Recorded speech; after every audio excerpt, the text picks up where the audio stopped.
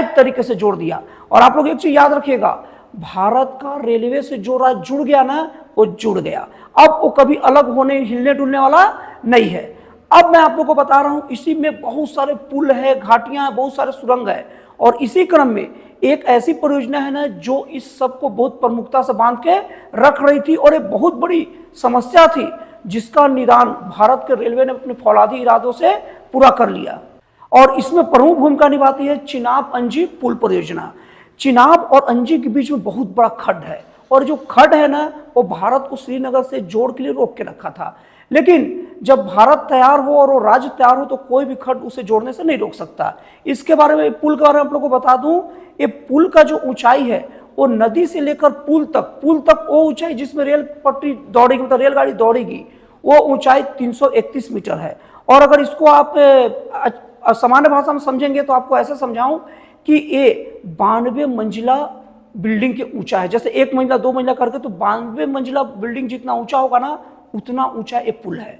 और नदी से लेकर वो रेल पटरी तक का ऊंचाई क्या है, 331 मीटर।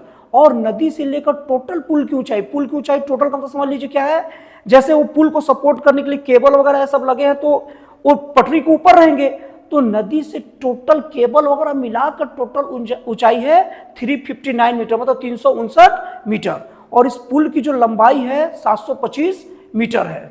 अब हम लोग आगे अगर इस रेल लिंक परियोजना की बात करें तो इस रेल लिंक परियोजना का टोटल जो लंबाई है 272 किलोमीटर है, और इसमें 943 छोटे बड़े पुल हैं, और इसमें 36 मेन सुरंग है। और इसमें सबसे लंबी सुरंग का नाम है T50 सुरंग, जिसकी लंबाई 12.77 किलोमीटर है। और आप लोगों को बता दूं कि चिनाब अंजी जो पुल है ना, वो देश का दूसरा सबसे ऊंचा रेलवे पुल है। और ये यूएसबीआर रेल परियोजना की टोटल लागत की बात की जाए ना, तो 37,000 करोड़ रुपए के लगभग इस रेल परियोजना की टोटल लागत है। और इसकी प्रबलतम संभावना है कि 19 अप्रैल को हमारे देश के प्रधानमंत्री नरेंद्र मोदी जी इस पुल का उद्घाटन करेंगे, और उसके बाद से भारत टोटल का टोटल श्रीनगर से पूरा कंप्लीटली जुड़ जाएगा।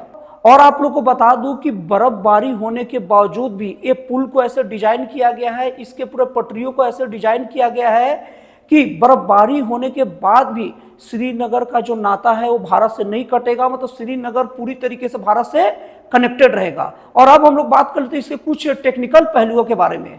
और इस रास्ते पर जो भी ट्रेन चलेगा उसका फ्रंट लुक और जो ग्लास है उसमें विंड शील्ड ग्लास रहेगा, मतलब कि जो भी वहां पर बर्फ वगैरह सामने आएगा उसको डिफ्रॉस्ट करके पूरी तरीके से क्लियर विजन देगा। मतलब कितना भी बर्फबारी हो जाए, बर्फबारी की वजह से सामने का जो ड्राइवर को देखने में दिक्कत नहीं होगी, क्योंकि उसका जो इंजन